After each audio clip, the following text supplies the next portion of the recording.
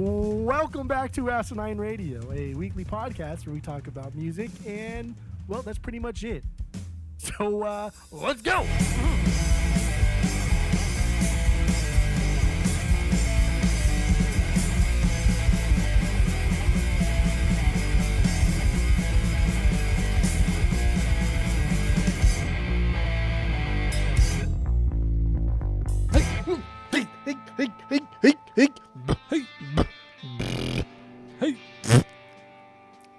This is Asinine Radio. This is the weekly music podcast where every week we get into a different band, different artist. We listen to one of their records. We break it down lyrically, musically. We do it all here on Asinine Radio. Most of it. My name is Tyler, and way out there, hundreds of miles away, is Jeff. While you're listening, go to Spotify, Apple Podcasts, give us 5 stars. And 5 stars only. Don't be that douchebag. Bocephus. Yeah, don't be a Bocephus. That What an fucking idiot. shitbag. What an idiot. All the social media is at Asinine Radio. We have a Discord server. If you want to join that, let us know. We'll send you the link. We have a phone number. You can call us, text us, whatever you want to do. I don't care. The phone number is 503-893-5307, so do that. And that's all I got for the boring intro. Let's get right into it. What are we doing today, Jeff? We are doing Slipknot's Iowa. All right, so what's your origin story with Slipknot? What do you got? Go. I don't remember the exact moment it was, but it was through you. This band just I don't know, didn't care.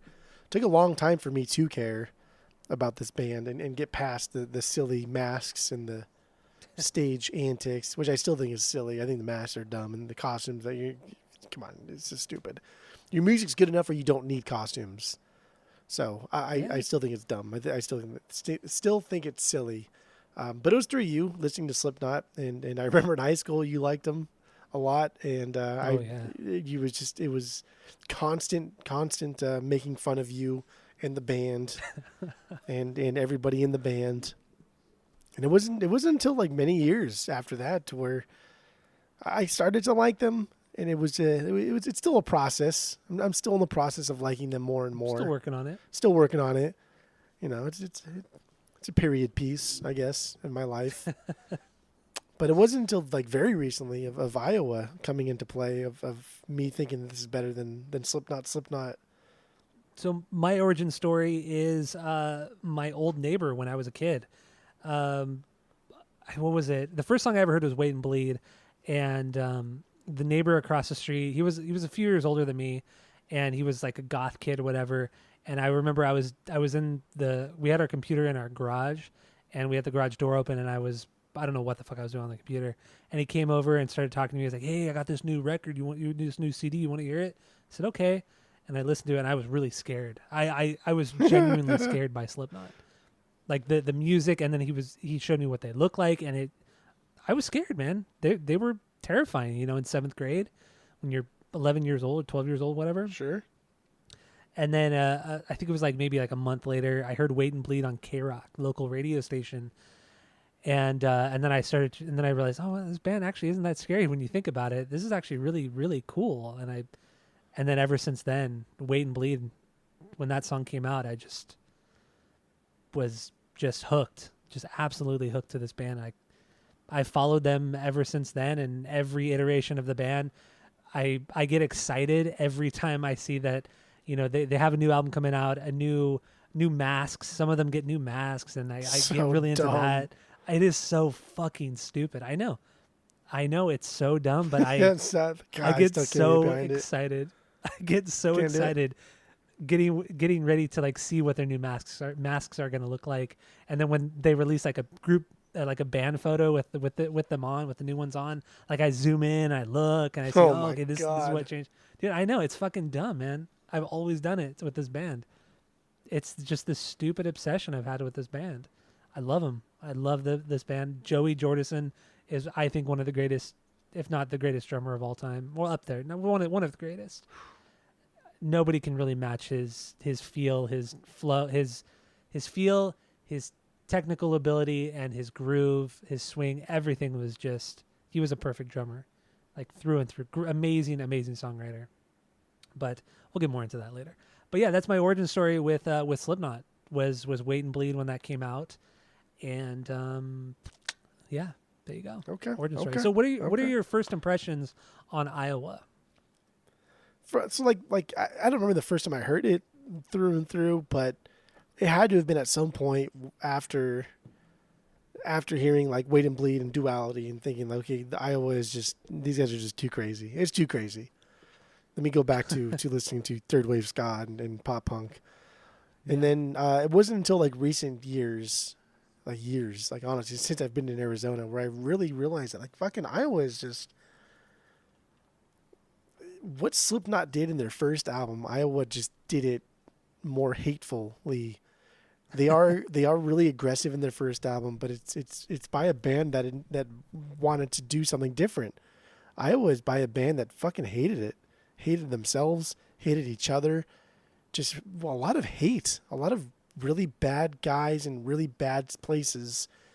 And Iowa comes out, and it's kind of the most like depressingly aggressive, hateful albums I've ever heard. It's really good. I compare things to Pinkerton a lot because I know it so well. It's like listening to Pinkerton and saying like, wow, I can really hear this guy falling apart through his emotional connection to his music. Iowa's like, dude, I can really hear this band. Like, they may not have been a band after Iowa. They damn near may not have been a band after this. How much they hated each other. How much fucking drugs were involved in this. How this record was just chaotic through and through. Even like Ross Robinson got fucked up during the recording of this process. And it's like, dude, this may never have, this band may cease to exist after this album. It's unbelievable how much hate is involved in making this album. And I think that's why it's totally so damn good for me. I just like, wow, they channeled all that negativity, nothing but negative, right? There's like no positive things that any band member has ever said about this album, except that they love it. Other than that, it's like, no, this was the fucking worst part of my life, is recording this album. It's like, how the hell did you make it past this? Maybe it's all just part of the gimmick. I don't know, because this band is a gimmick. But maybe it's all part of the gimmick. I don't know. But goddamn, dude, like, the music shows. This is nasty stuff. This is nasty, nasty stuff. Yeah, but I mean, when you think about it, it's 9 guys in this band. And, they all come from like a kind of rural part of the United States. They're not used to this kind of fame, this kind of extensive touring. Then you throw drugs and alcohol into the mix, that just makes it way fucking worse. And I mean, if you watch videos of this era, especially on this tour, when they were touring this record, you could just tell they hated each other. The way that they talked to each other. I saw this video where Sid jumped into the crowd and lost like this like $10,000 camera, and Corey was like about to fight him. Like Corey was about to beat the shit out of Sid, like screaming at him and pushing him and shit.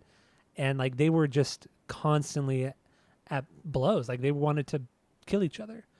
And had they not, after this record, had they not gone and done like the solo or the side stuff like Stone Sour and Murder Dolls, Slipknot would have never come back, without a doubt. Like they needed that outside kind of experience outside of Slipknot to like realize, oh, okay, maybe Slipknot wasn't so bad.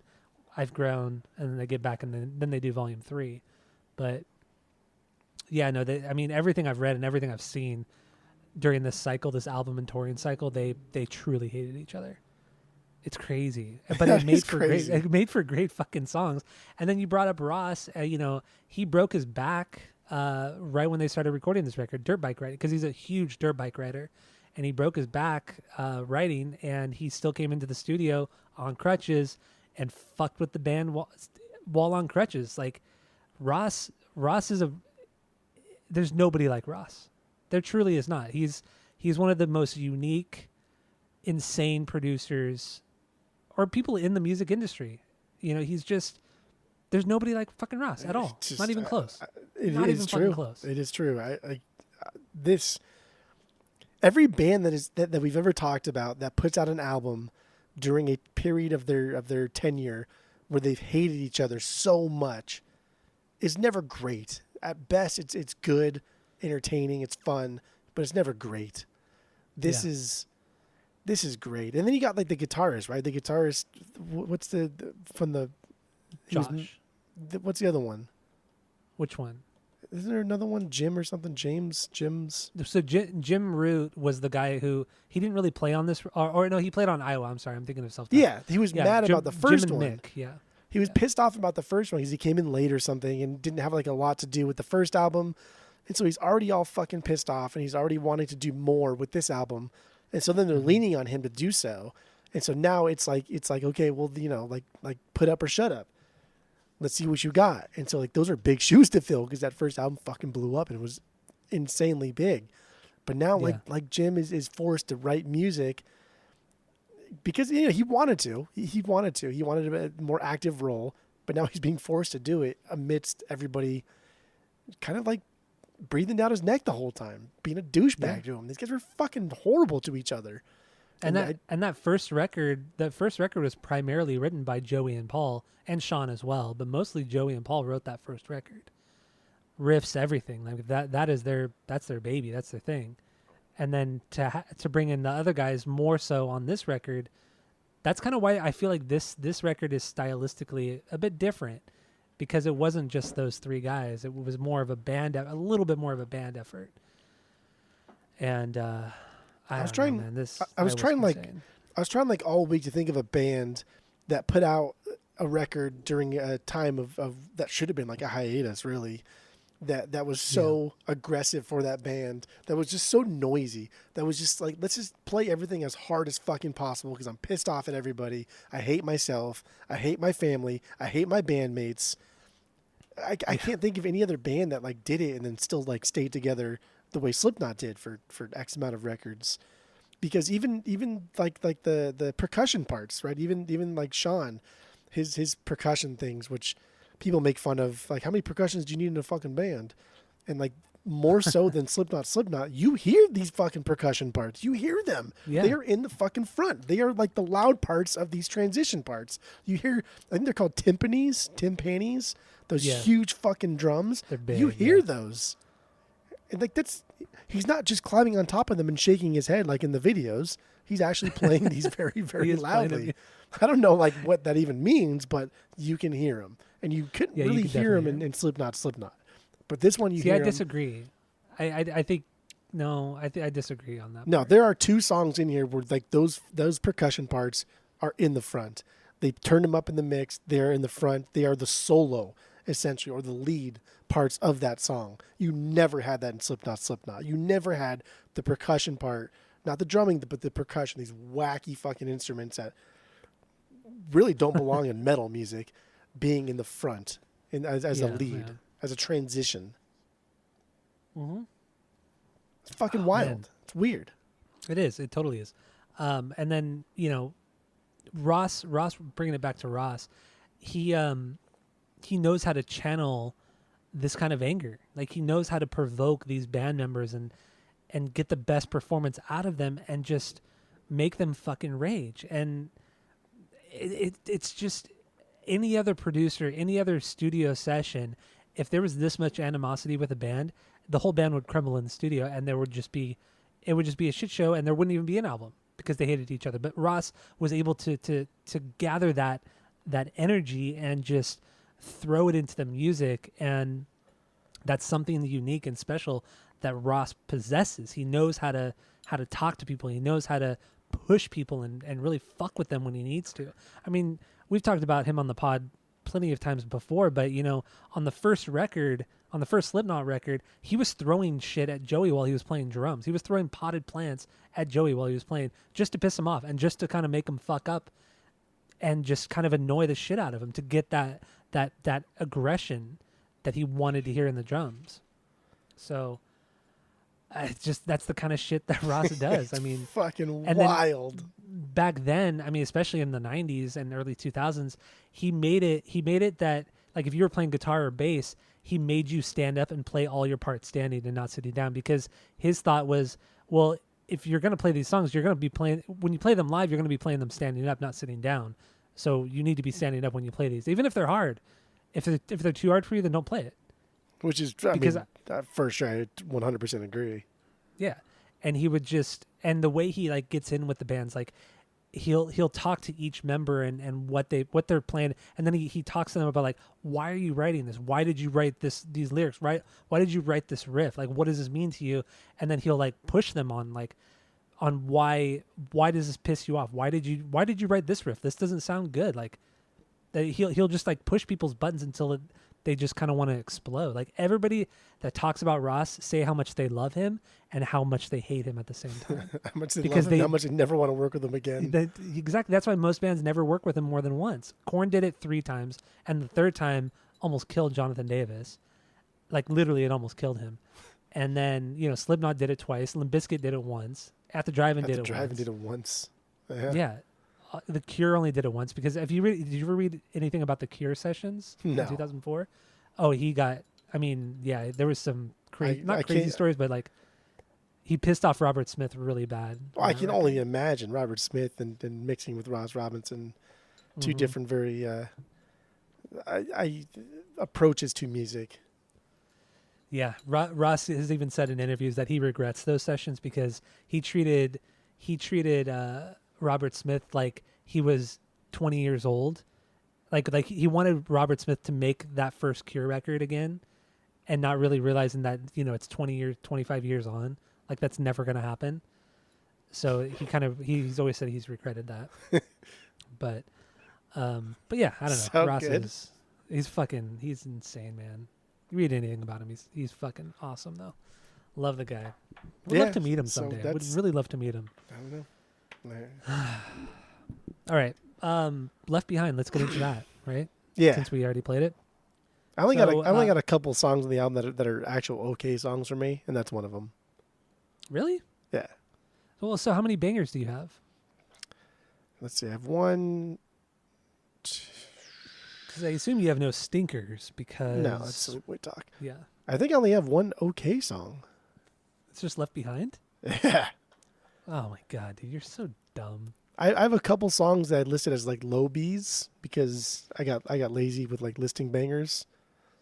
Okay. So I put like low B, mid B. But like my top like 7 they are fucking legit. All right. Well, Left Behind is my 8B. So I there's know you like that song.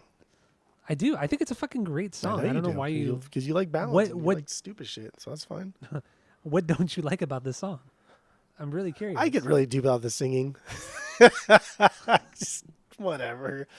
Get out of there. Wow. I like how I like the way he goes from the singing to the screaming within the verses. Like it's not just like a screaming chorus, then a big soaring, or a screaming verse and then a big soaring chorus, melodic chorus. Like he's just kind of throwing it in randomly, well, not randomly, but I mean, it's very balanced, a good balance of it. I think it's a fucking killer song. Really kind of crunchy, high guitar, riffs that just should not sound good.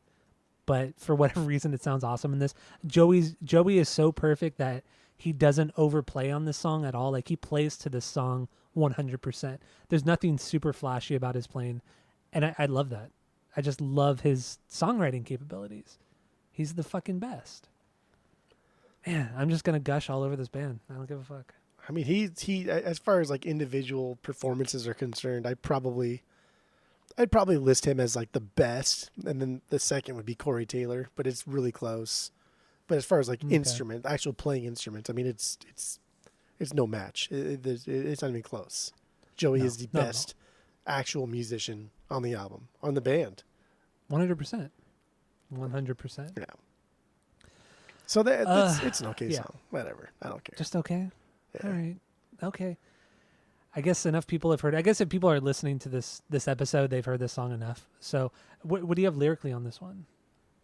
I mean, I have like fucking 25 Bs, but that's fine. Okay. Then we'll move on. This song's about like the friends Corey had when he was sleeping under a bridge in Des Moines, Iowa. He gives a shit about fucking Iowa cities. Don't care. You're right. You're totally right. And this song was nominated for a Grammy in 2002 for Best Metal Performance, but Tool did not win. Beat them out. Tool won, yes. Schism. That song sucks too. You know what's funny though? What song Iowa? do you think is better? Oh, there's so many songs that are better. Actually, every song on the album is better than this one. It's just going off of backpacking on Iowa. Do you know what play is set in Iowa What or play? musical? No. Is The Music Man. Oh, is it? Yeah. I did not know that. You should know that though. Okay. Why should I know that? Because it's a fucking fantastic musical. I don't think I've ever heard or seen that musical. Ooh. I really don't think I have. But you're a musical man. I'm not. I don't like this. Well, it's the way she Why goes, have we not boys. done Joseph and the Amazing Technicolor Dreamcoat on the podcast? That's what I really want to know. Because I haven't picked it yet. That's why. I don't think I've even added it. I'm gonna add a little subsection of plays. No, it's on there. You added like soundtracks, I think. I don't think No, I it had wasn't- Joseph wasn't though. I think you did. Well, let's Anyway. move on. Let's move on. Yeah. Anyway, let's move on. What's your 1B? Disaster banger. Piece. Disaster Piece. This is my 1B. This is my That's- favorite song on the album. That is also my 1B. Is it really? Yes. Oh yes. Yes. I will say this intro here is insane. Joey's drum fills in the intro are so quick and tight. I swear to God, it's like blink and you'll miss it. If you don't fucking even listen to what he's doing, it will just sound like he's not doing the fills because he's already kind of like doing an intro fill itself, but he's adding these little flourishes that they're so fast, they're so tight, they're fucking like it's like a robot. It's like a robot playing. It's like somebody's programming drums here, but they don't like lose their edge. It's still like a nice wall of percussive sound. Every note that he hits is still like on its own, audible, distinguishable, fantastic. Yes, and I've seen a lot of people talk about his drumming, and people always compliment him on how not only hard he hits, but how much he raises the stick above. Like I guess like there's a thing with drummers, like if you're just like barely tapping the drums or like you're barely lifting the stick up and then hitting the drums, like that's not good technique.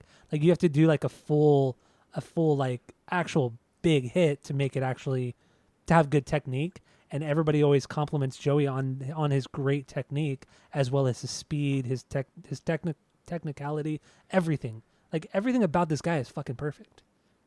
This It's intro, crazy. this sound right here. So I watched this like 12-minute performance that Joey did with Metallica when Lars couldn't play for whatever the fuck reason it was.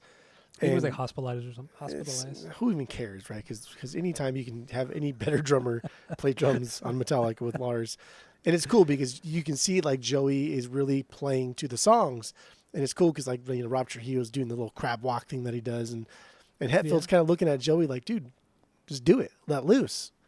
And so Joey does what he's doing here. Is he plays Lars's his beats. I think he does Seek and Destroy, maybe for Who in the Bell Enter Tolls. Sandman and his Enter Sandman. Yeah, just a bunch of like really easy parts, and he plays them just basic.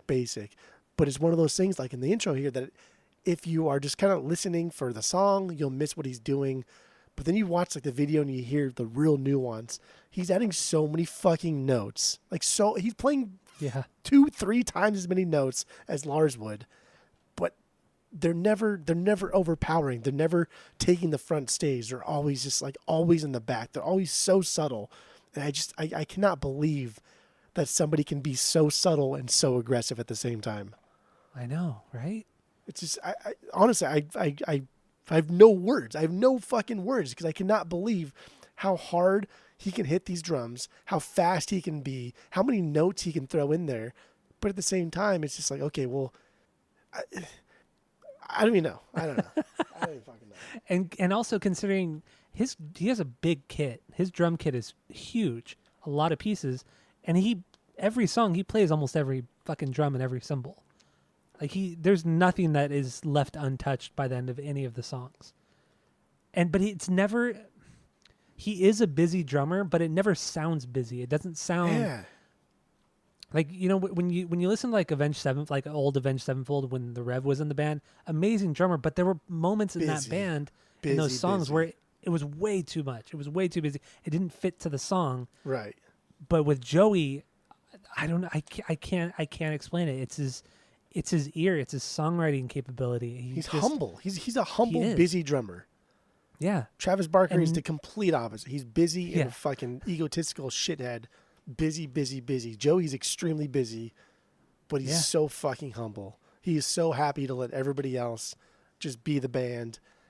But like, god damn, dude, the guy throws in stuff and it's just like, okay, like that's cool. A drum roll to a little, bell on the ride to transition to the next song. But then he'll add one other little teeny tiny note in there. That's just something fucking weird. Oh, wow. I didn't expect anybody to do that. That's cool.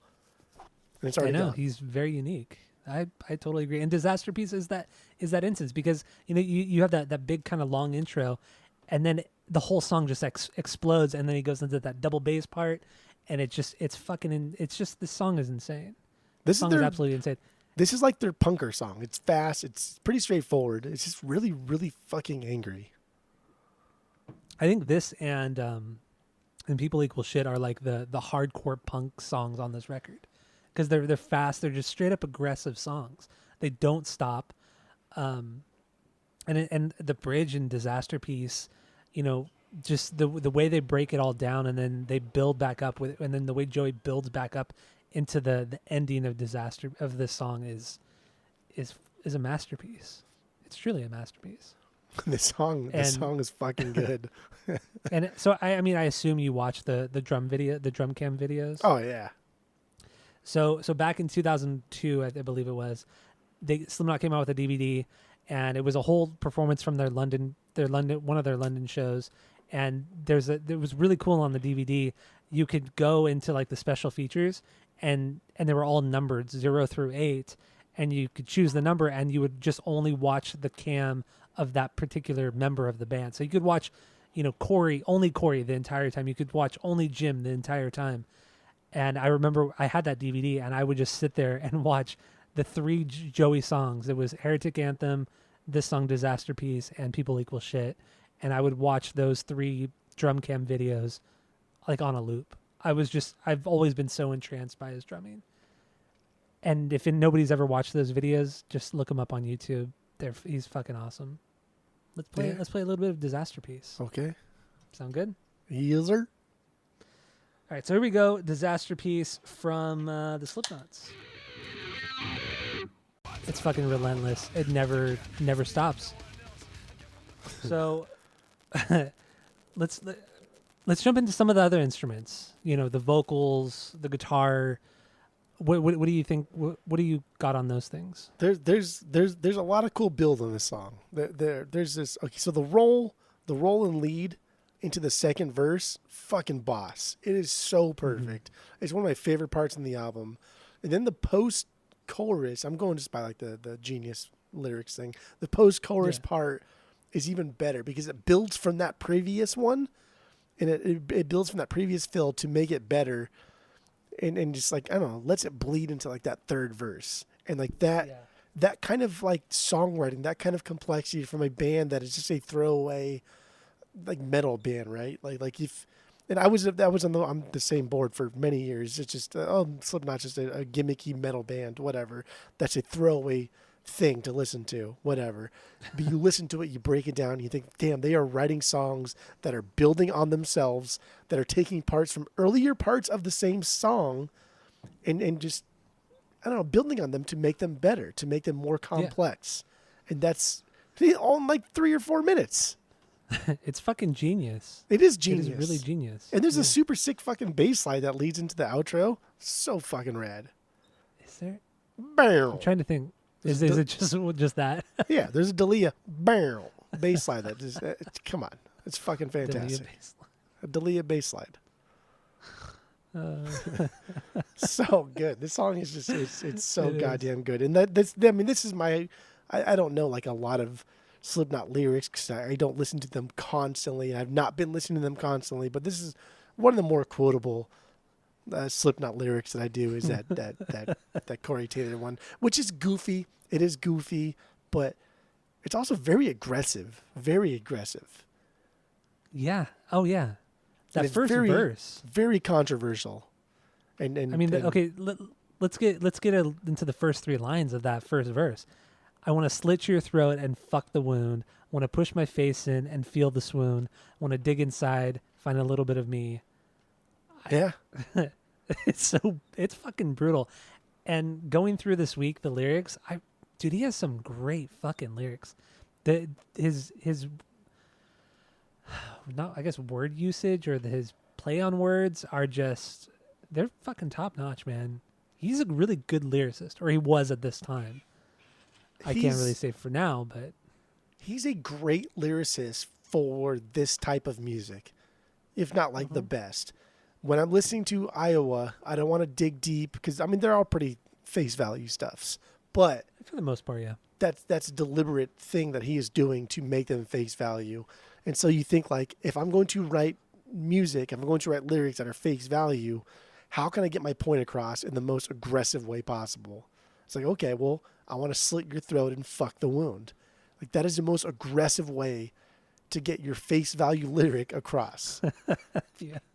And like, you just don't hear that kind of shit, man. Like, this is even like the most aggressive of like even like hip hop, right? Like "Fuck the Police" by NWA. That is the most like aggressively upfront face value lyric probably in hip hop history. That is I agree. That is what like this is kind of in line with. It is just straightforward. Like, here is my anger. Here is the only way as a human I know how to translate that anger into lyrical form. This is why I'm pissed off. Done. That's it. And I will say, a lot of people can't pull off these kind of aggressive lyrics because they come off stupid. They come off silly. Yeah. They come off campy. But not one part of this album is camp. Like, everything about this fucking album is so tailored. Corey tailored. It's so tailored to be like part of this grand gesture of the Slipknot lore, right? The cover art, everything about this. I'm with you. But it totally fucking, with like, you. why does it fucking work? Every piece of this fucking puzzle fits perfectly. It does. It absolutely does. I love the cover art too. I absolutely love the cover. I think it's like their the best cover one. out by far, without not even close. I think it's by far their best cover. And I think it's so disgusting. I think it's so fucking nasty. I think it comes out at a time before the 2000s hit, before people started not caring so much about what people look like and becoming more woke, as it were to be. This is like the changing of the guard almost.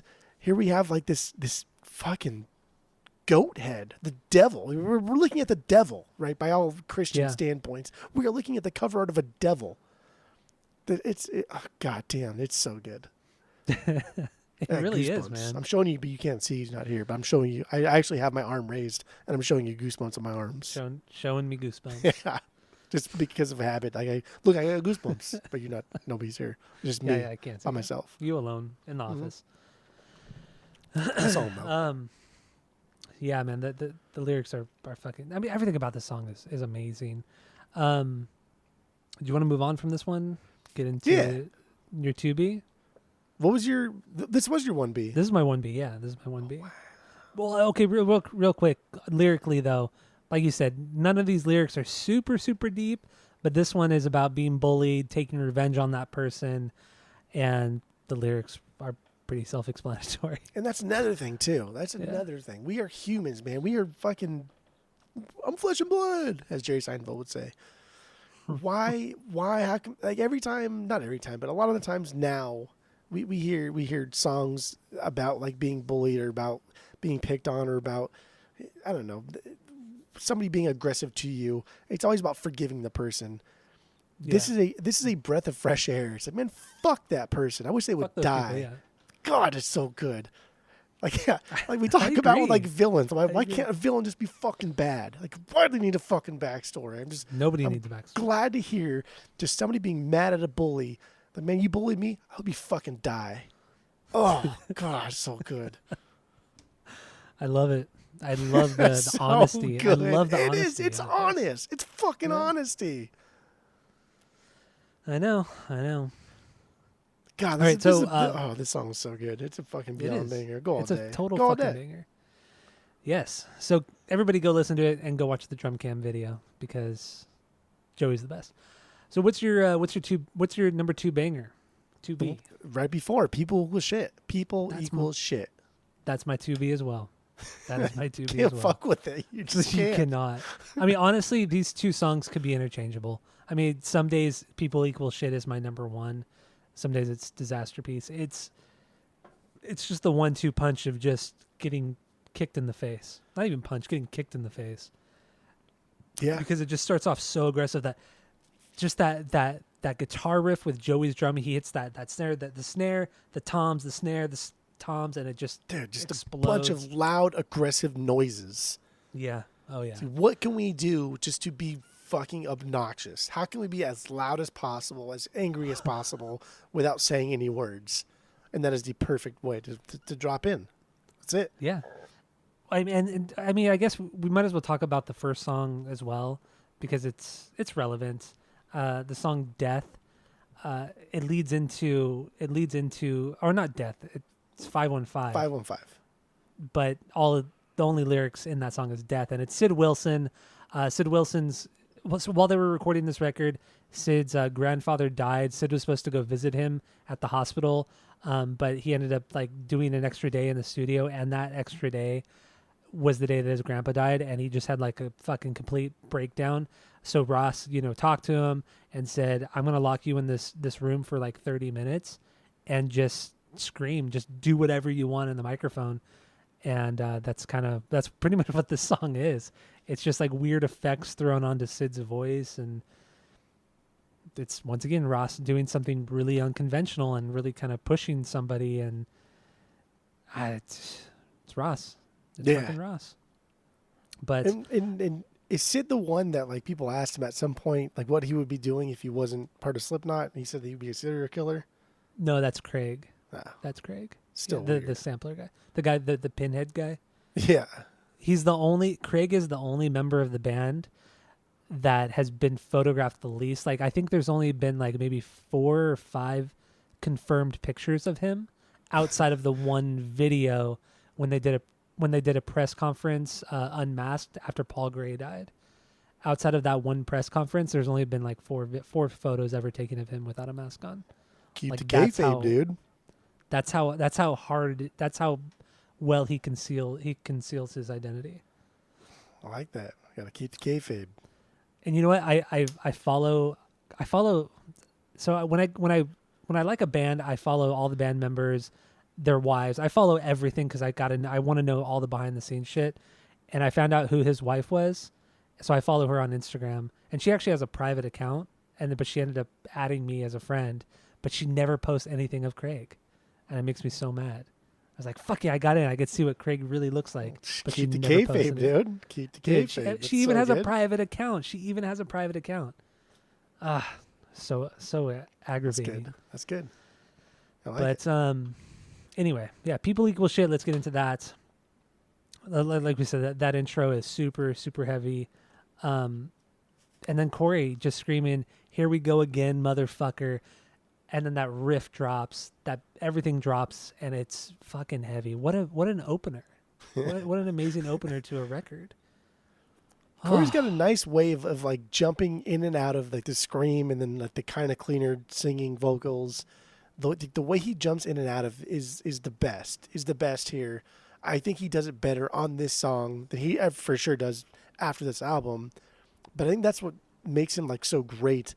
Is I don't like his singing, but I like his kind of like talk singing. His kind of like lazy singing, I guess it was.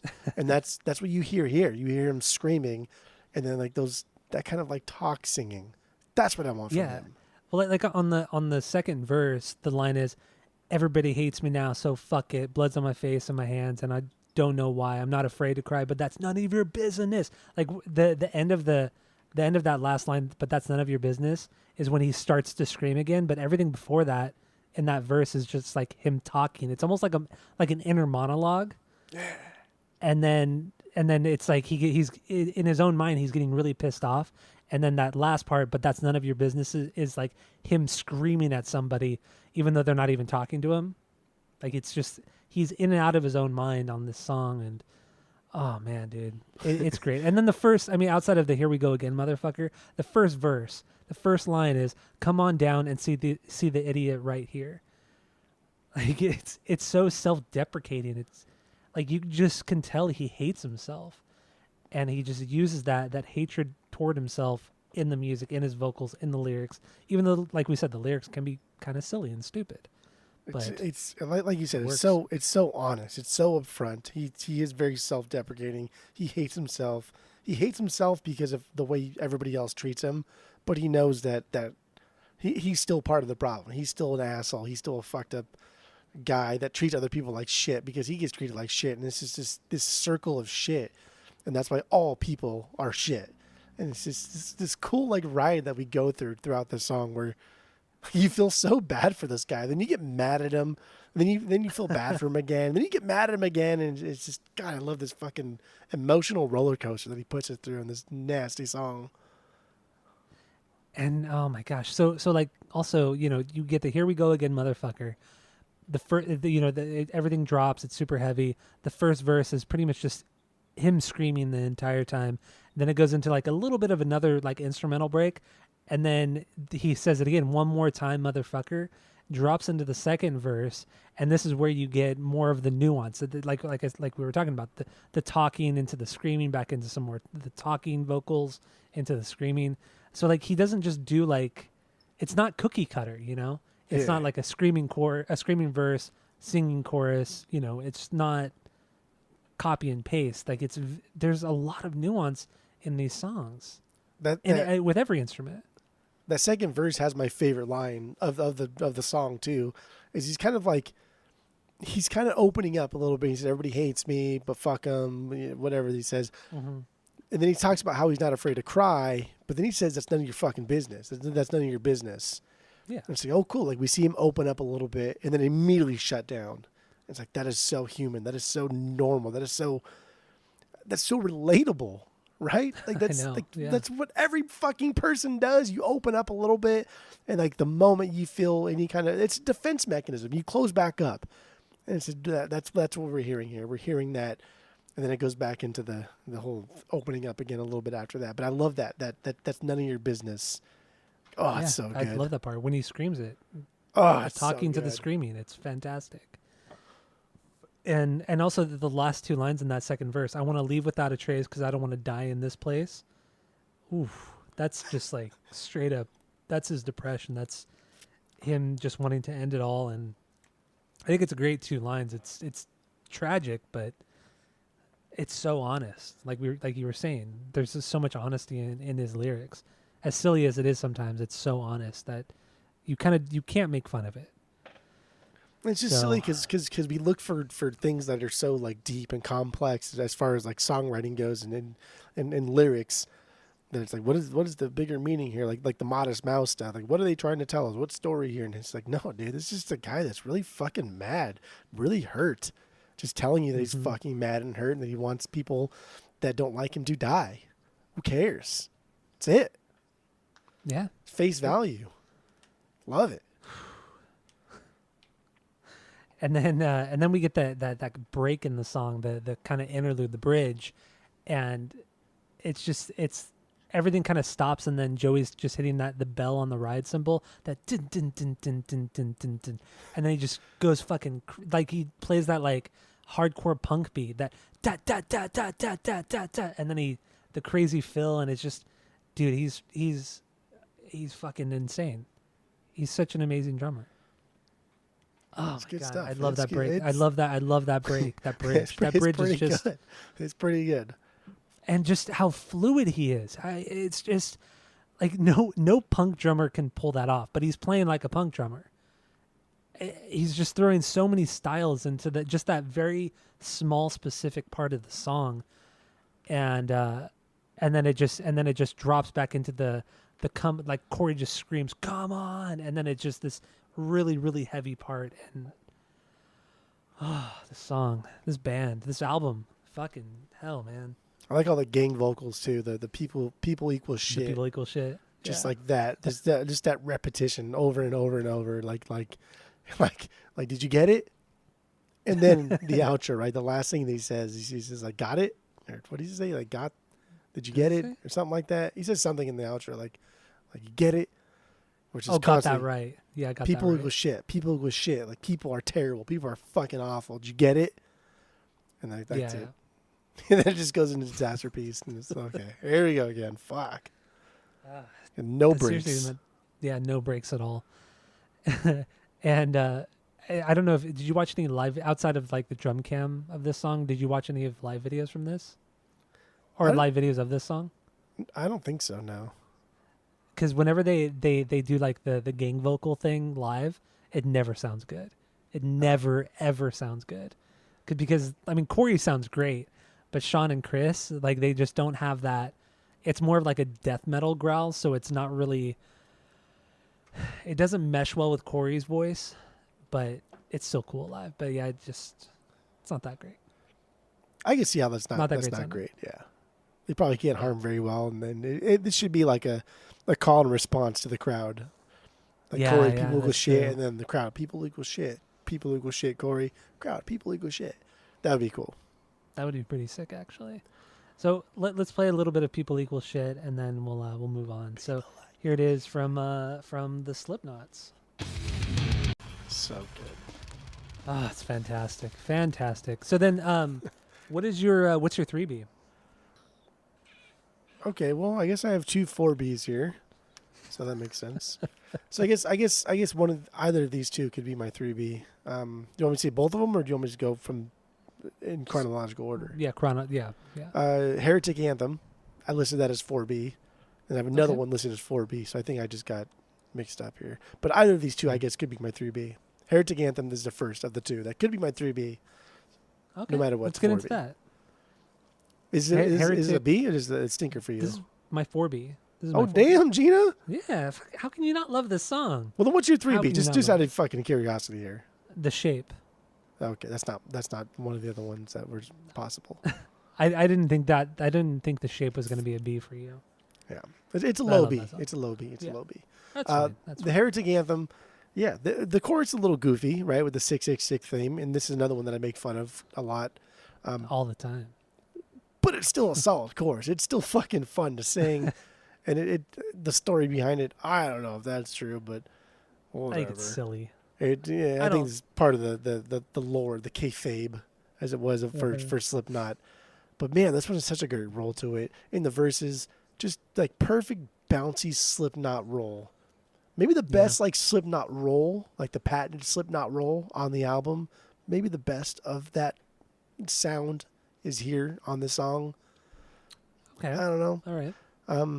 But that double bass though, man, it fits so well within the song. Sometimes like double bass can be out of place and just sound forced. Sound like Yeah. like let's just throw it in there because the drummer can do it and it sounds great, it sounds crisp. This one sounds perfect placement wise. Like obviously the bass itself is on point, but like damn, it sounds like this belongs in the song. And that's so rare, at least for me. Like double bass is just it's musical masturbation really. And this sounds like it was written within the song. Like they almost wrote parts of the song around that double bass just so they could have it in there. Like that's how great it sounds here. What I think is so cool about this song is you get the verse and then you get this like everybody stops and then except for the guitar you hear that riff keeps on going and then it jumps into the other verse and it goes everybody's so infatuated and you're like okay that's a really cool transition, you know, it goes crazy, you just get that guitar riff, then it goes right back into the verse and you're good to go, and then it happens again, everything stops for a very split. Well, actually, at that part, it does nothing. Everything stops except for the drums this time, and it's only the bass drums that are going. It's that double bass. It's it's just super fucking fast, and it just totally throws you off. Like you can't really think of another. I can't even think of another song in any genre where the double bass is essentially a solo. As brief as it is, it's essentially a solo in this song, and it's so crazy. It's so unconventional, and it was a very bold thing for them to do, to throw that specific part into a song like this. It just doesn't make any double sense, bass but it just, works. It's stupid. Honestly, like double bass is just dumb. Yeah, it can be very stupid. It's because like if you need a double bass to push the song that aggressively forward, then like the bass, the guitar, the percussion, everyone else is not doing their job. But Yeah. here, Oh, like totally. everybody else is doing their job, and that is again just like another accent, another nuance that he is adding to the song. you take that double bass away, and like the song still slays. It's still fucking great. But you had that in, and it's just, good God, man, it's nasty stuff. And one thing that makes Joey's drumming so great with Slipknot is that he obviously he's amazing at playing, you know, the double bass pedal, but he doesn't just do it constantly. Like you listen to a lot of death metal songs, speed metal songs, thrash even, you know, it's just the entire 3.5 minute song is just constantly just a double bass just going the entire time. But he does it in small increments. He plays the double bass to the song to accent the song. But every once in a while he'll do something crazy like on Heretic Anthem, where he does play it consistently through most of the song. And like you said, it works in this song because everybody else has stepped it up and everything else sounds so great. But Joey is he just knows how to write a goddamn fucking drum part.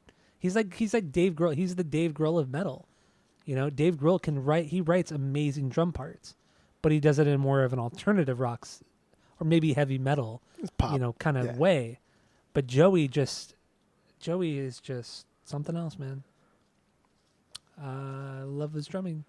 It's true. Like the more I listen this week, with and without Joey, I just kind of like gravitated towards what is happening when he's not going crazy. Like what is he doing when he's not going crazy?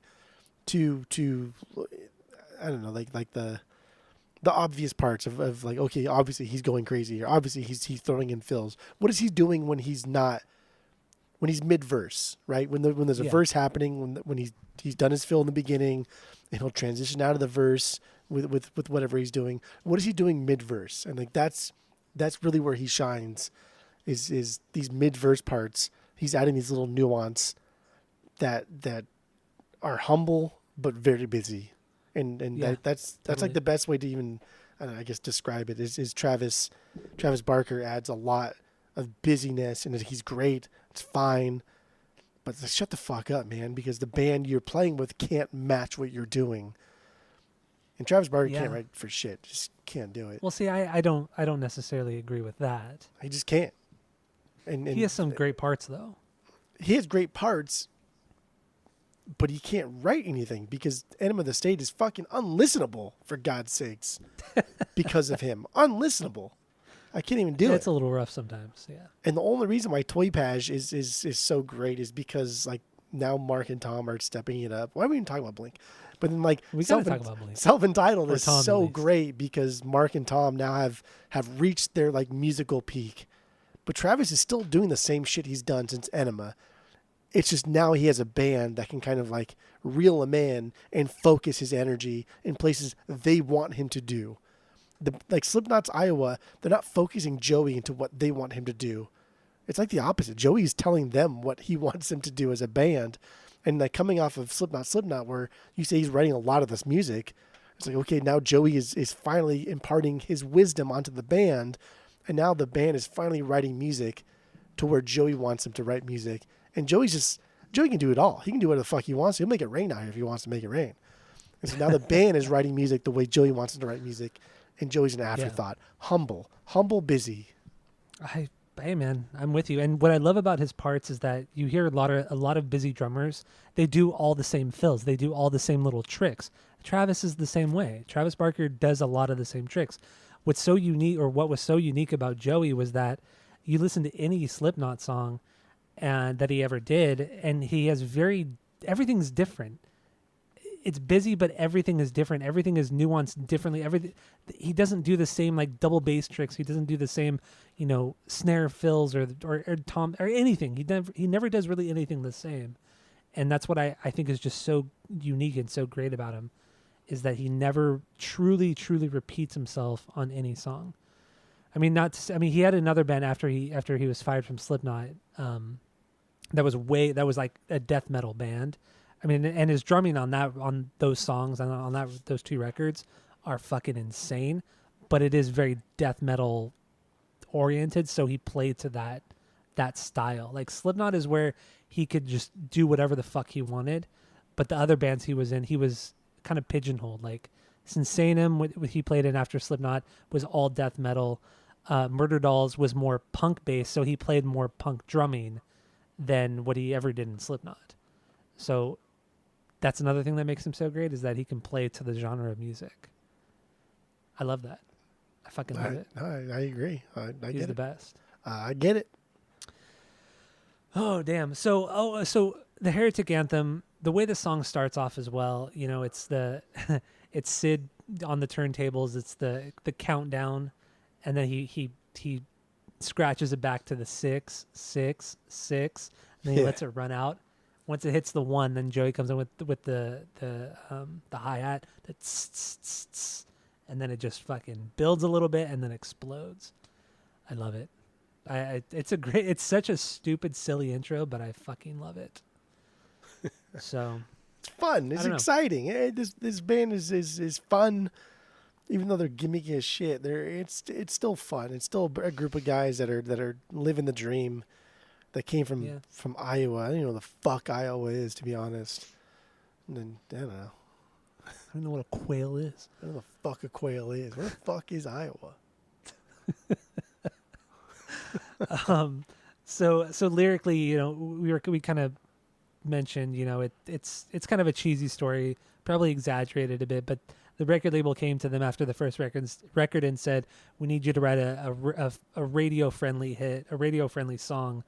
And they said, "Fuck you, we're gonna do whatever we want," which they probably didn't say. So then they wrote this song, and that's where if you're 555, then I'm 666, because they're cool, because it's the devil's number. But I don't know. Let's play a little bit of the Heretic Anthem and then move on. Okay. Sound good? All right. So here is the Heretic Anthem from the Slipknots.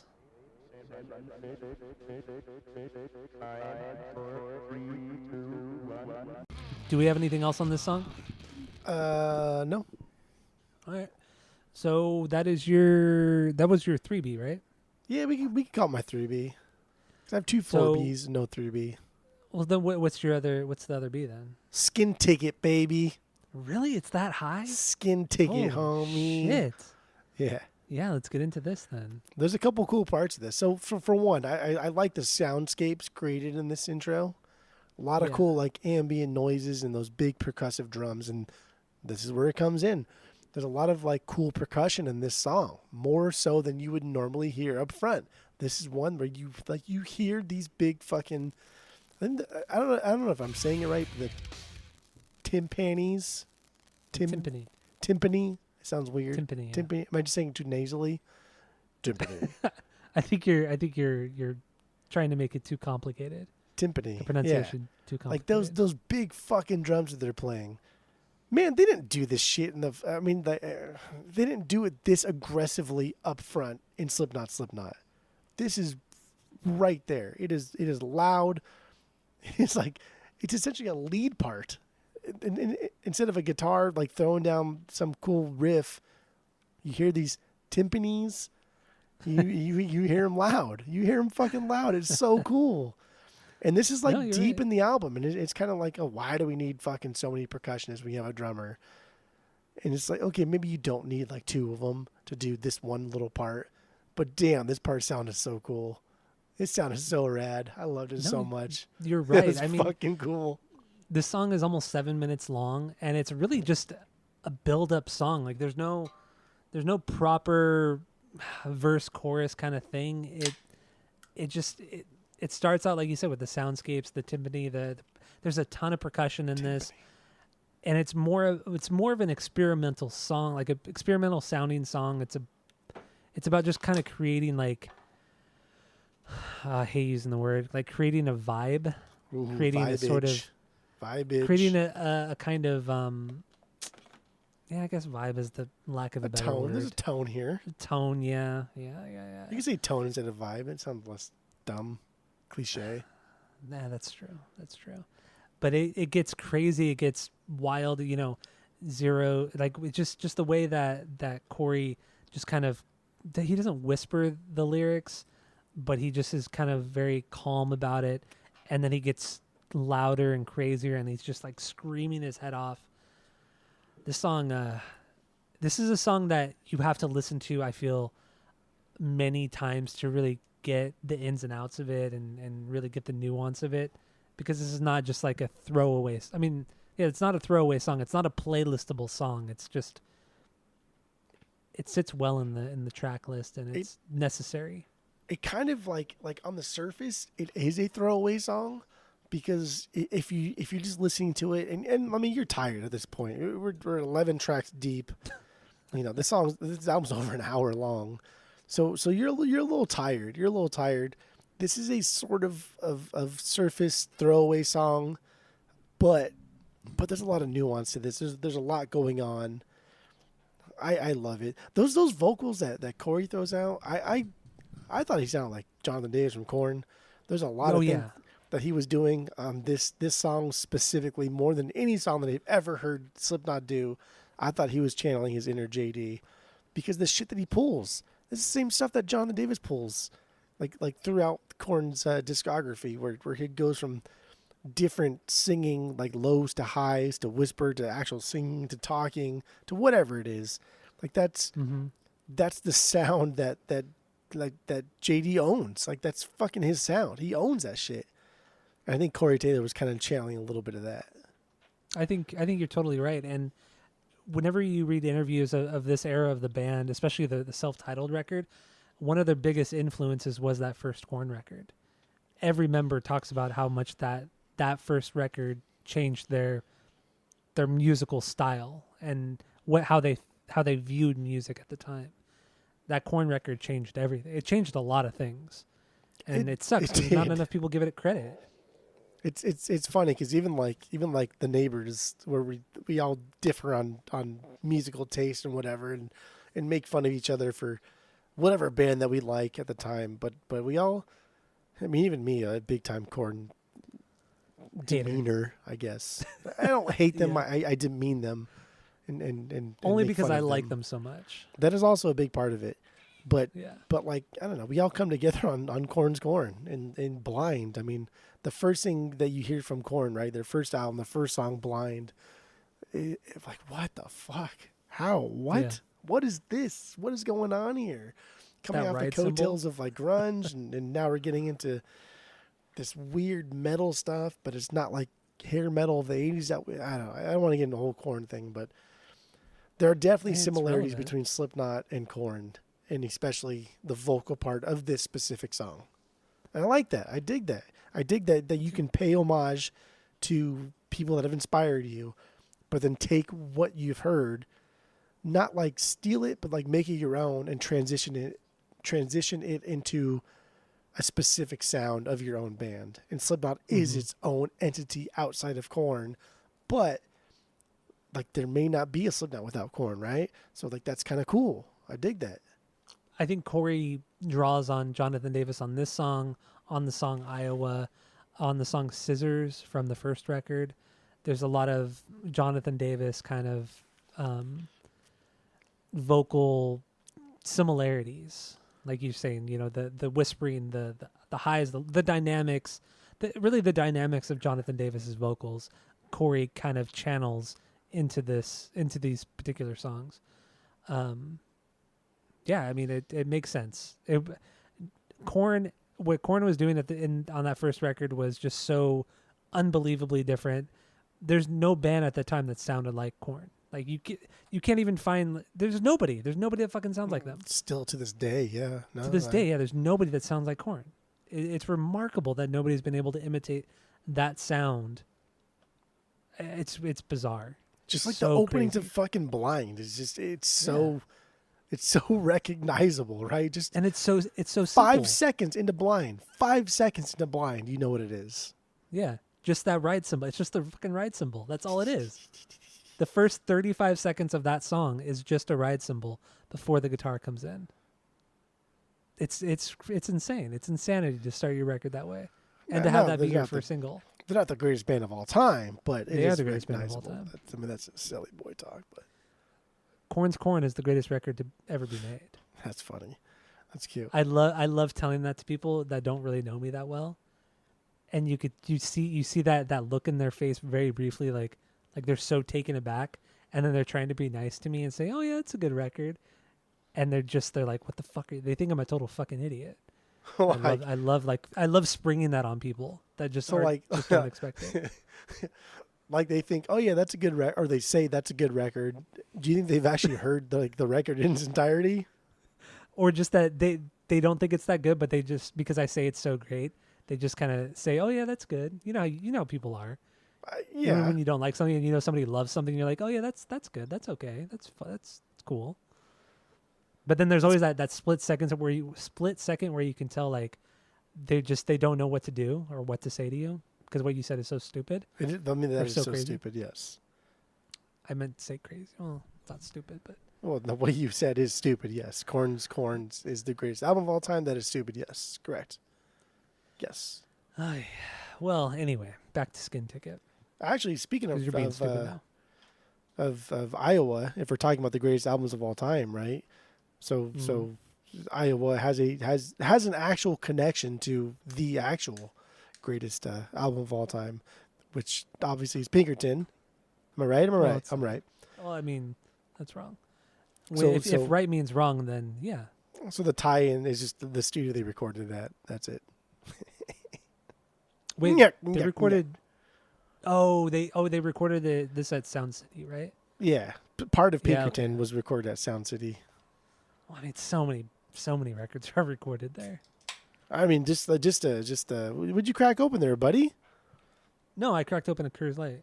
Oh, you got a lime? No, fuck, no, I'm not a savage. Oh, okay. Well, yeah, I don't know. There you go. The actual greatest album of all time was recorded at the same studio, Sound partly City. Do you, as Iowa. okay. At first, I thought you were going to say Indigo Ranch, and I thought, no way Weezer ever recorded at Indigo Ranch. But then that's the first record. Mm-hmm. Whew. Which is I great. wish that place was still around, but Which is great, whatever. but not the best. Well, that's wrong. Lyrically, There what do we have there on would Skin be- Ticket? There would be no Iowa if it wasn't for Pinkerton. Actually, now that I think about it, What's this connection? What are you going to say? I don't know. What stupid I thing was are you just gonna say? I was just saying that. I don't know. Actually, I don't have anything there. I don't know. Nothing at all. It's such a Nah. dumb thing to say. I just wanted to keep talking about Pinkerton. That's it. Oh shit. Okay, so what do you have lyrically on Skin Ticket? Skin Ticket. I think this is his way of saying like I don't know, come at me. Like here I am. I'm fucking surviving. This is, and then reading more about Corey Taylor's past. It's like, God damn, bro. Like you've been put through the ringer for quite a long time. And so Yeah. I think this is a song of he is saying, I'm the outro, keeping myself alive. Here's who I am. Come see my cage. Come see who I am. But I'm still like very fucked up. I'm still very hurt. I'm still very sad. But this is who I am. I kind of got that this is just about his depression, about being beaten down his entire life, mentally, emotionally, physically at points, and how, you know, it's gotten to the point where he feels like death is the only way out. I mean, the cage that you're referring to, the cage is his mind, and he can't escape his mind.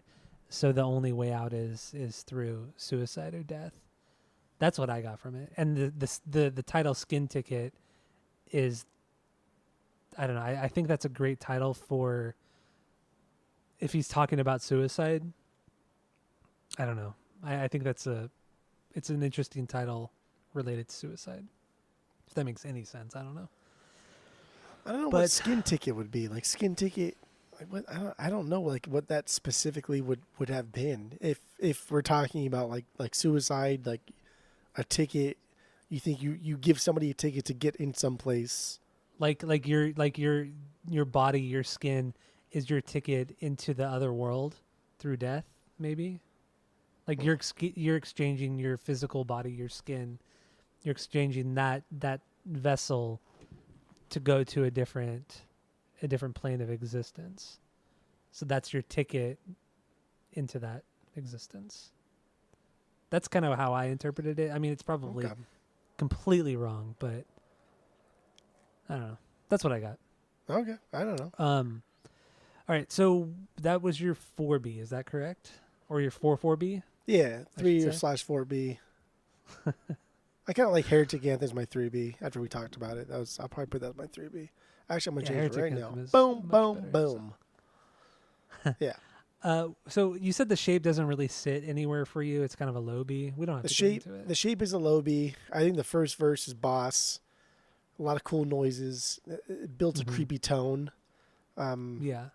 Otherwise, I don't know. It's fine. It's not like a greater B, but it's still a really good song, and I really do like it. So what I think is so I mean, I don't want to talk about this too much because it's not a banger for you, but what I think is so interesting about this song is that the the verses are very, the way he's singing is not, it's like talking. It's almost like a monologue, and the drums are just kind of this like da da da da da. It's just very, it's very kind of simplistic, and then it drops into this big like open aired kind of chorus. You know, separate. I've lost my only way. See the shape broken and thrown away, and then it drops back into those kind of weird kind of. They're just, this is a really bizarre sounding song, but it's once it hits the bridge to me is one of the most aggressive, heaviest parts of this entire record. This right here makes this entire song, and That bridge is Joey's pretty dope. drumming. That bridge is dope. It's fucking. I like it. It's so violent. It's so aggressive. Joey's not doing anything crazy. He's just hitting the drums as hard as he can. He's playing a pretty straightforward beat, but Corey's vocals are just so intense. Like he wants to just either rip somebody's face off, or he just wants to completely destroy himself and just kill himself. You know, the some of the lyrics in this bridge are, I mean, as kind of cheesy as they sound, it makes, I mean, it doesn't matter because it's the way he's expressing it that makes it so intense. But I don't want to do this anymore. Everything's shit. Everything's been taken, forsaken.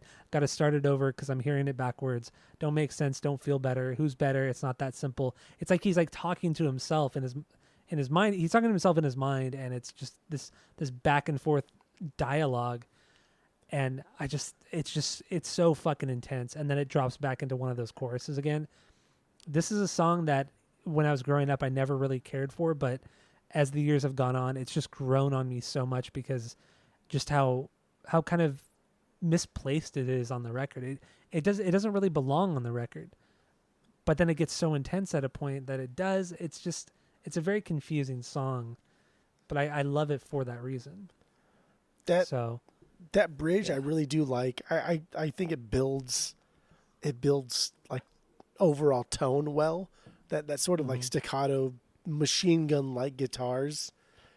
I think that helps build tone. I think that helps build into like what you were saying. I think there is a lot to this song that is really great, and I did enjoy it a lot. Not I don't But know. I get why it's a lower B though. It's a lower I B. totally understand. Yeah. There's just it's hard because I've loved this record for so long that a lot of these songs shift and change in my as a banger. Like at a certain point, I Am Hated was like one of my favorite songs on this record. Now it's like my 10B. But it's just like all these songs just constantly go in and out of favor for me because I just, as the years go on, I just relate to them differently. Like, I don't know, mentally, emotionally, not lyrically at all, but you hear it, you Well, hear a sometimes song one day lyrically. and maybe lyrically, I don't know, but I don't know. It's a great song, great fucking record. That's what So makes like let's a move like on. a like a good record, like a great record is like Pinkerton. Go back to Pinkerton. We're There back to there are Pinkerton, there yeah. are tracks that I love and then I hate and then I love. Like Get You, for instance, probably like the It's one of the easiest best one. songs. But like it's the easiest song to either hate or to love. There's Yeah. really like no in between with Get You. Get You's always either like, oh, I fucking love Get You. That's like their best song on the album, or it's like, I wish that wasn't there. Like that's an easy one to get over or to love. But like Pinkerton is an album that I go back and forth with, which is my favorite, which is my least favorite, which is what I love, which I don't love. And like you're right, the older we get or the way we transition in our lives, things mean differently.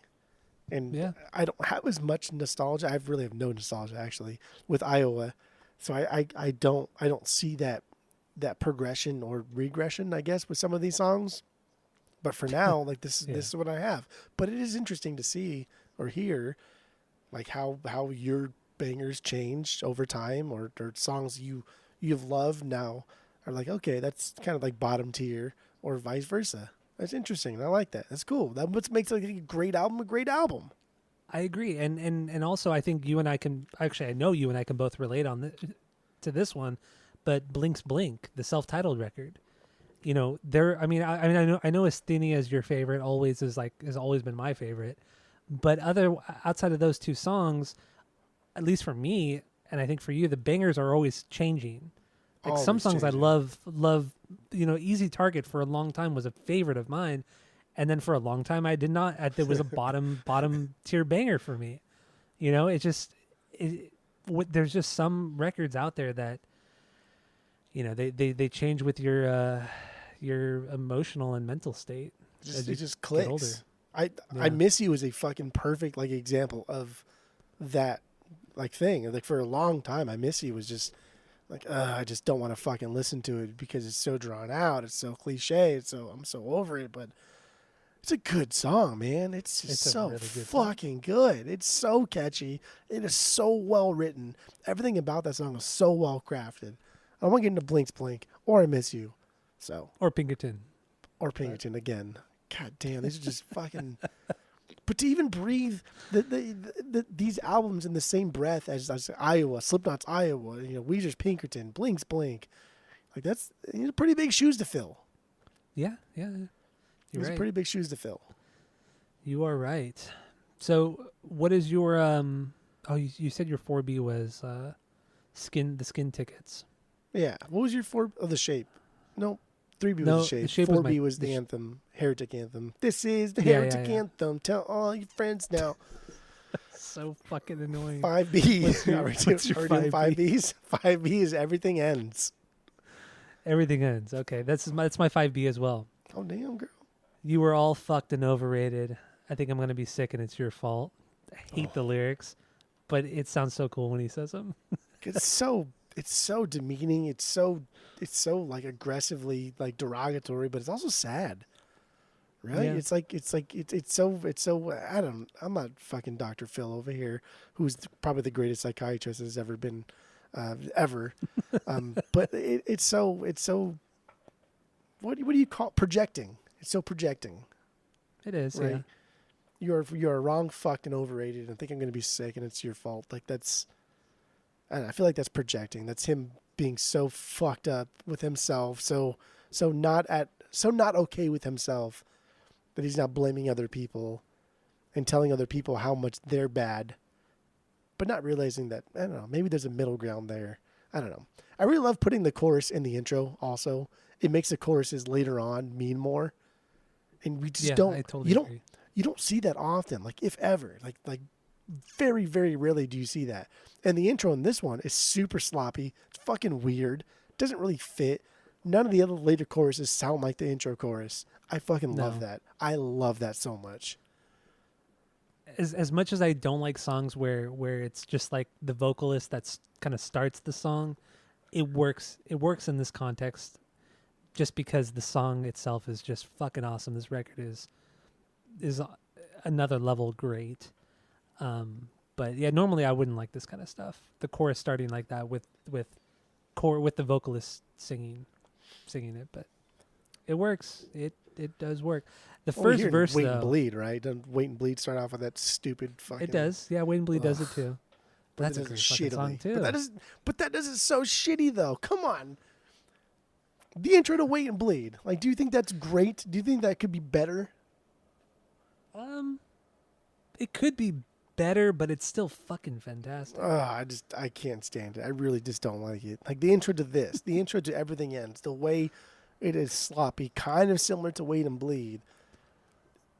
It works. It works because this song is sloppy. This song is like aggressively sloppy. The song is aggressively, I don't know, confrontational. Until this week, I never knew the lyric. The first line of that chorus was "You are wrong, fucked, and overrated." I always thought it was "You're all fucked and overrated." I think I like my version better. You're all fucked. fucked and overrated. Instead of you are wrong, fucked and overrated. I like mine better. Your version But- makes it more childish, which I guess would play more into kind of like the theme of the album. Not necessarily Yeah. childish, but very, very honest, right? Dumbed But down. also, you know, when I first heard this, I was, 14 years old? So I was a kid. 13, 14 years old when this record came out.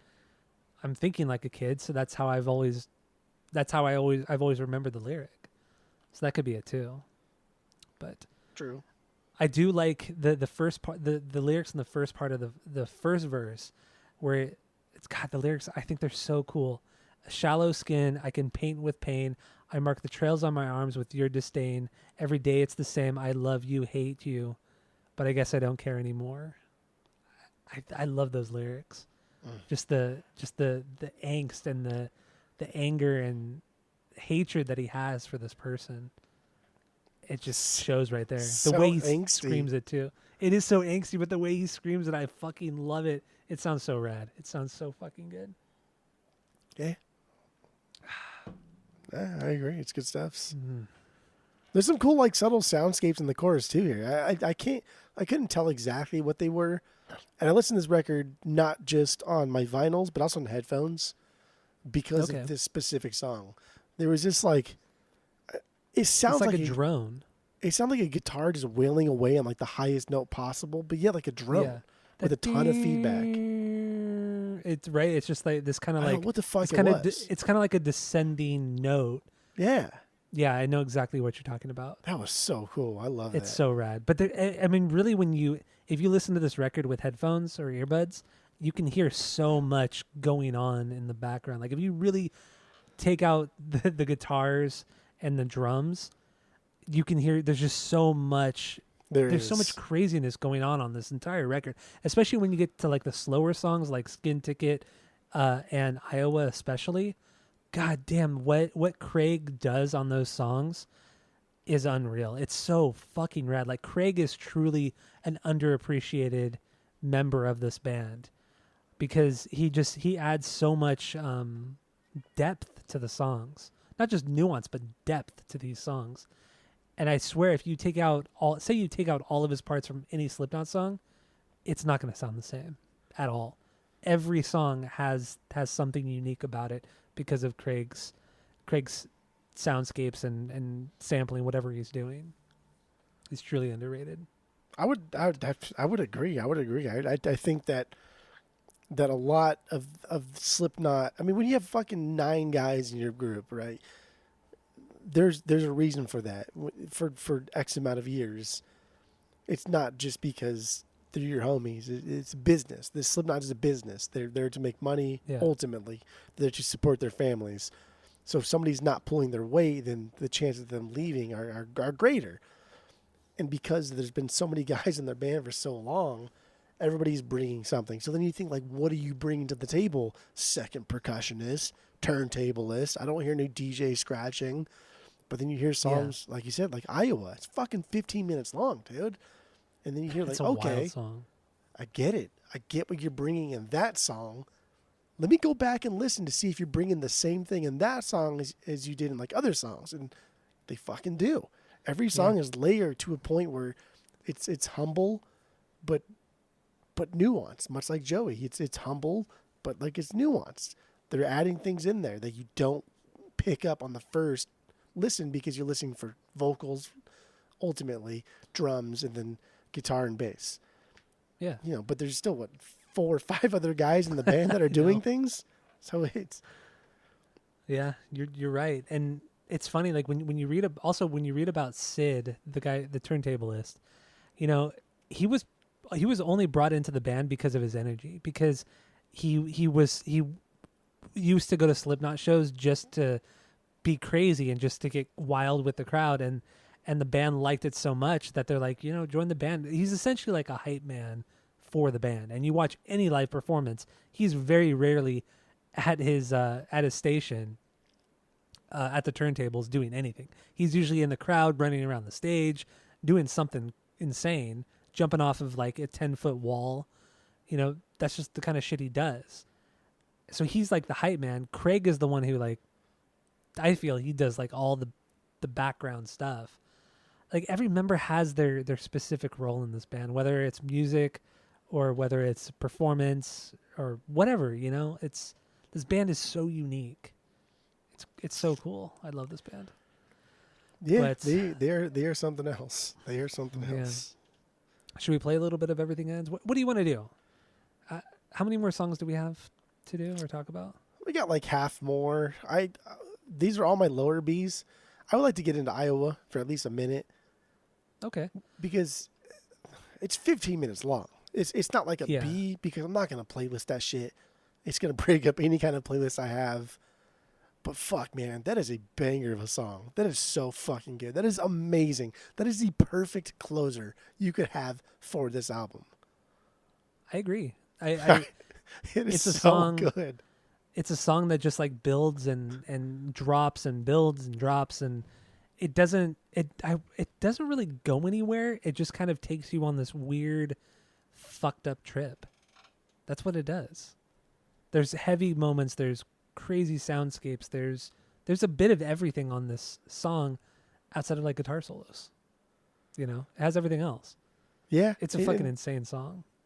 in much of the way like Daddy, right, from your boys, Yeah. like puts you on like a journey, and after you're done listening to that one, you're like, wow, what the fuck, dude? I feel Yeah. like I felt the same way about Iowa. I didn't feel bad. I didn't feel angry. I didn't feel weird. I feel something. I don't know what it is. I don't know. Yeah, it's But and I the like way that. Corey just he's all over the place vocally, with his talking, his whispering, screaming. Oh, it's just- all very he's- deliberate. It's all very deliberate. Yeah. Nothing's just thrown out there. And again, it's 15 minutes long, and Corey does not sing for 15 minutes. No, So it's no. it's very, very deliberate. He chooses his words wisely. They're not like the greatest of lyrics, but when he comes in, how he comes in, is what makes this song so damn great. Yeah, it's his I love performance this song so that much. I think it's fantastic, but I agree with you too. It's not a playlistable song. It's something that should only be listened to in the context of the record, to close out the record. Even just listening to the song individually, it's not the same. Like It's you have to not. come off of New Abortion, Metabolic, into this New Abortion too. The fucking title of that song is It's so good. But it's so fucked and it's just so bizarre. But anyway, yeah, Iowa. I also read too. Corey Taylor did some sort of interview or like an AMA. I read an AMA in the last few years, and he talked about the recording of the song. He said that when he was doing the vocals on it, he was completely naked, throwing up in the vocal booth, cutting Yeah, what himself the fuck was that? just to get like the craziest performance out of himself. And honestly, I believe it because Ross is that kind of wild and insane that I could see him pushing Corey to do shit like this. So I believe this. Truly believe this story. And like ultimately, like musicians are really no different than like actors, right? It's some type of passion, and you hear about some of these like method actors that really get into the roles. You know, like when Christian Bale lost all that fucking weight for Memento, and then gained it all back for Batman. Like these are this like crazy fucking things that like a normal person looks at and sees like, dude, you're fucking nuts. Like, why would you do that? But then we love those movies. We love the music so much. And like that's what people do. People die. People die for like public opinion. Really.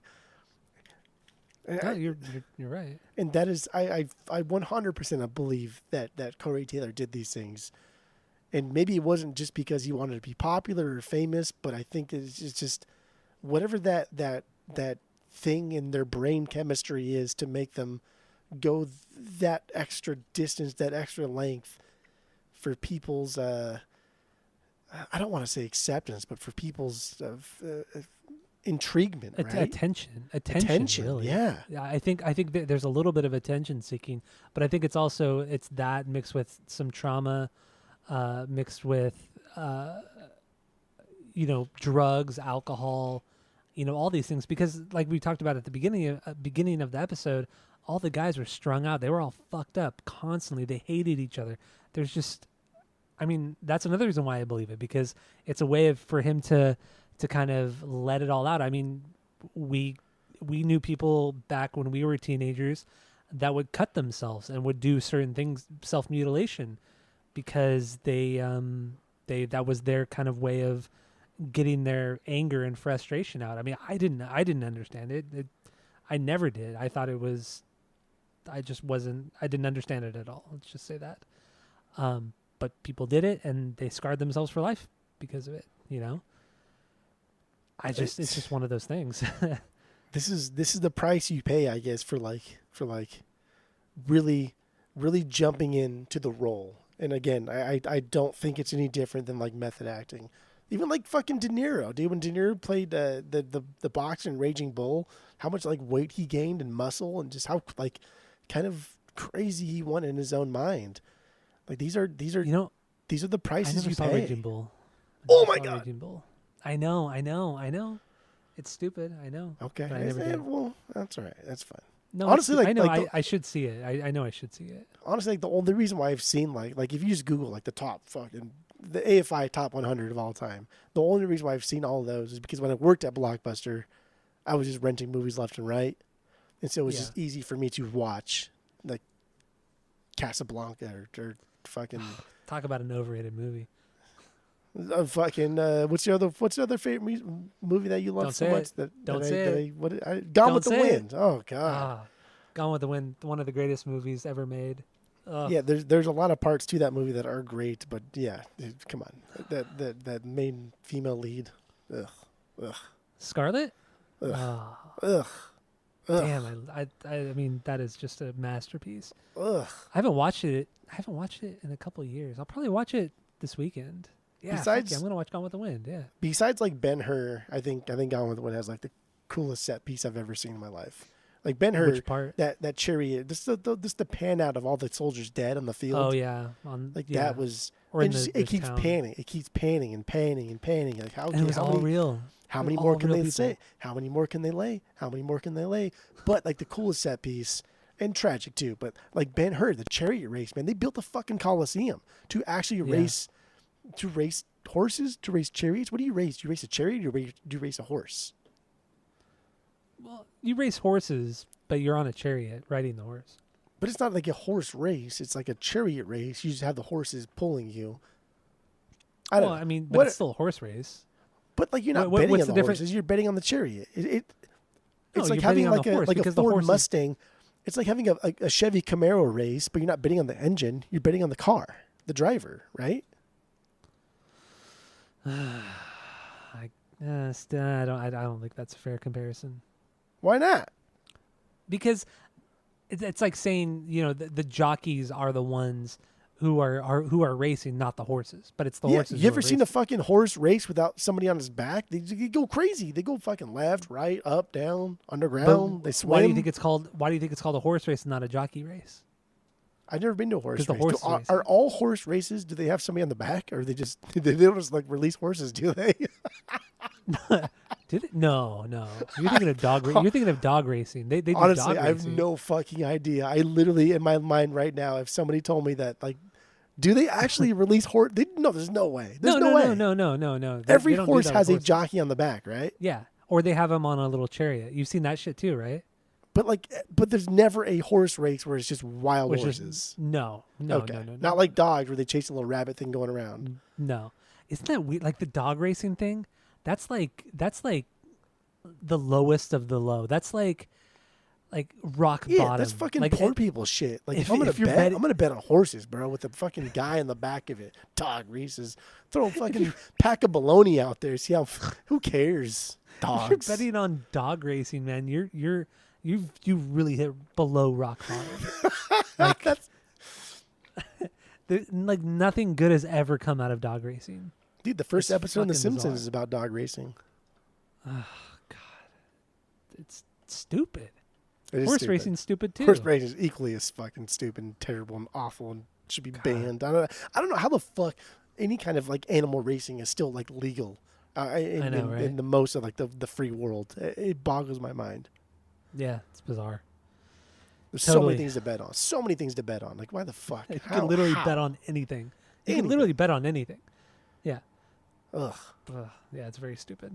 Yeah. So I guess I don't know. I guess we're in a record wrap up here. It feels like an appropriate time. Yeah, we're talking about dog racing. So Yeah. I think we've reached the end of the line. I think here. we've hit rock bottom here. Yes, exactly. Okay. All right, so let's give our final thoughts on Slipknot's Iowa, and then we will rate this record based off of our world famous 3-point rating system, where 3 is a perfect album, 2 is a good album you're going to continue to listen to, 1 is a bad album, give it a shot, and 0 is the worst thing you've ever heard.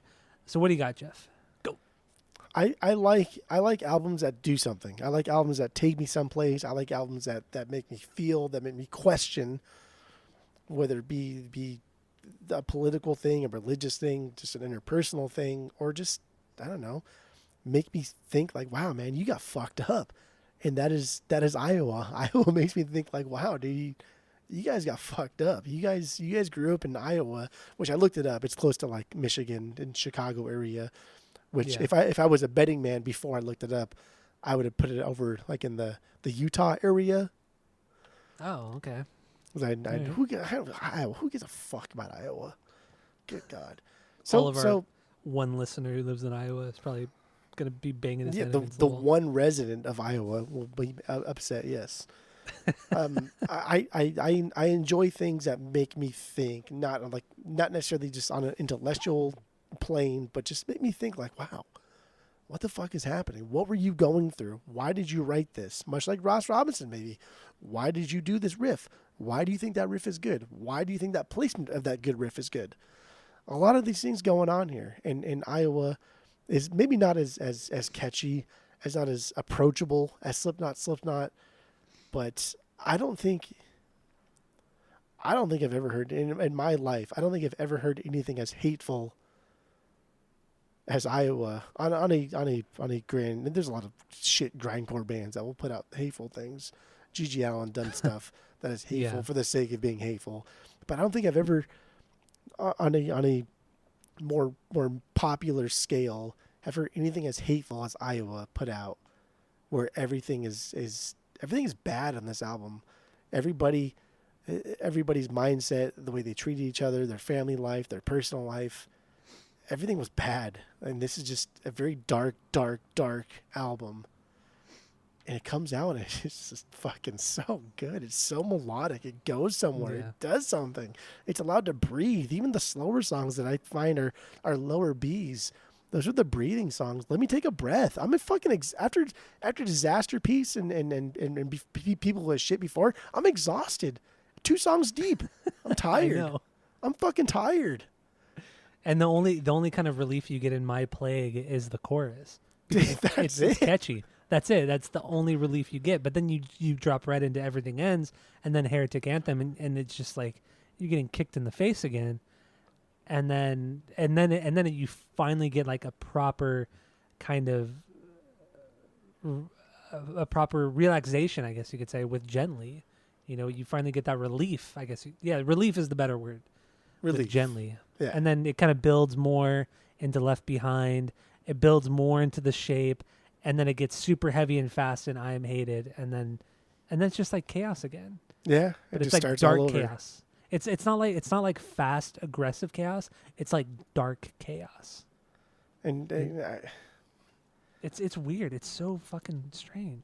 and to compare it to like a lot of like the hardcore, melodic hardcore, like Bleeding Through, right? That's just super aggressive constantly, Yeah.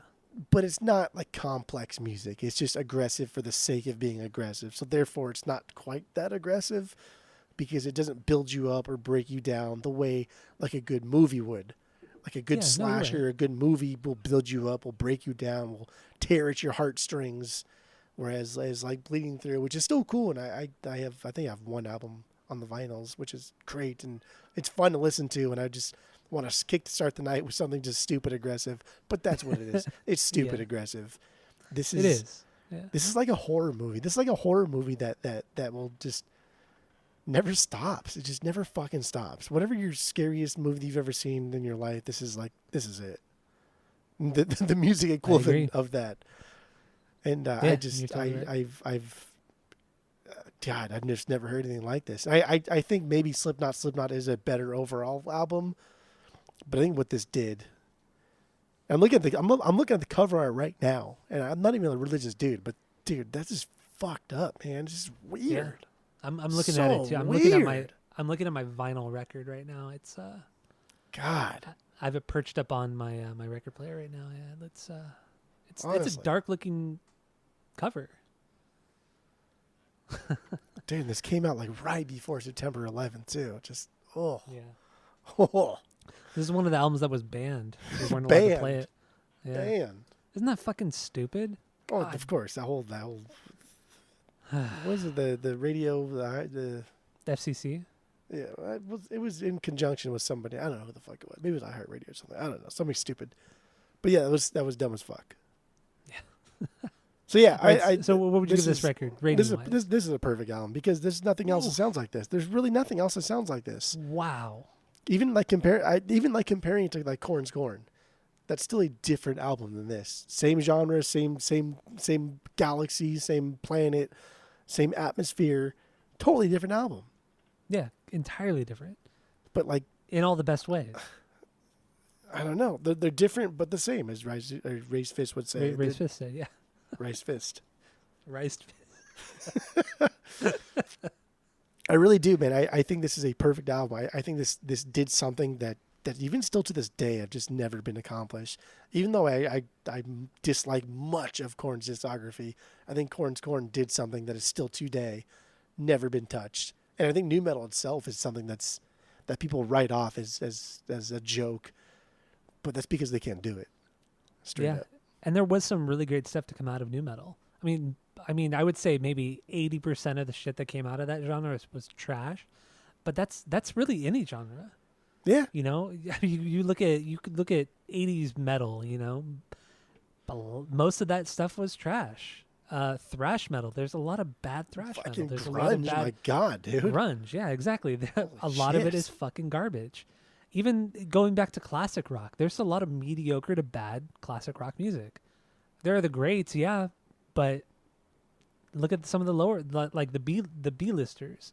Yeah, Most the of the even the Beatles, sure. B-listers suck. Yeah.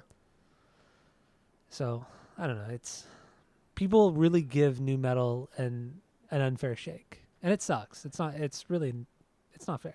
I think it's just because we're so used to like the pop centric style of writing music and listening to music and digesting music that really like the Beach Boys and the Beatles helped to solidify in culture in earth culture that when things are getting different in the 90s we just kind of like dismiss them, and because we've dismissed them we now have what we have today in the 2010s, and it's just it ain't good. I'll tell you that much.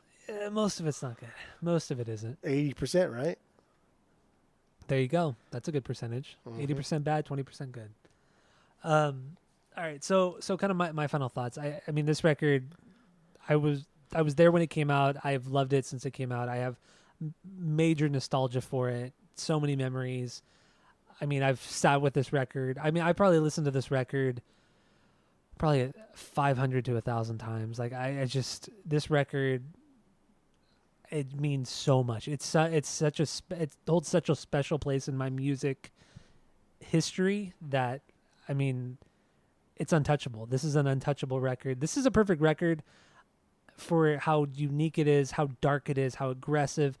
And I've always said for many years, Slipknot is one of the most aggressive bands out there. They're not the heaviest, but they're one of the most aggressive bands that I've ever heard. The intensity of this band is almost unmatched. There are very few bands or songs that can reach the level that the songs on Self-Titled and this record achieve. It's truly something special, truly something unique that, like we said, I don't think will ever be replicated. Ever. It's just not going to happen. No way. It's like saying somebody's going to recreate Zeppelin 4 or any of the great Zeppelin albums. You're going to get Greta Van Fleet, but it's never going to be as good as those iconic Zeppelin records. It won't happen. The classic Beatle records, the good Beatle records, Rubber Soul, Sgt. Pepper's, nothing's going to be as good as those. Help. People will try, but it's not going to be good. Van Halen 1. We've never seen, I mean, honestly, Jeff, we've never seen any band that has ever matched what they did on Van Halen 1. No, you never will. There's nothing even close. Nothing even close. And this is another record where nobody's ever going to come close to it. This is truly something unique in music, modern music history. It's insane. So with that, this is a perfect 3 out of 3. Fuck it. I don't throw out the perfect threes very often. Except every week. That's fine. But yeah, perfect 3 out of 3. I love Sure. this record. It's Yeah. amazing. Gosh, We got a little bit earnest, but that's fine. It's good. it got good. It done got got great. good. It done got good. All right. So we got anything else on the Slipknots or anything like that?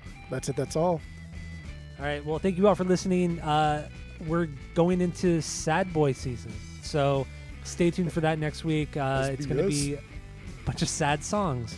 So thank you all for listening. You know the drill. Give us 5 stars, and that's it. That's all.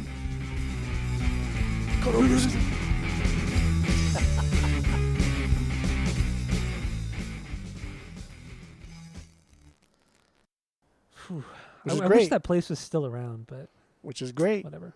but not the best. Well, that's wrong.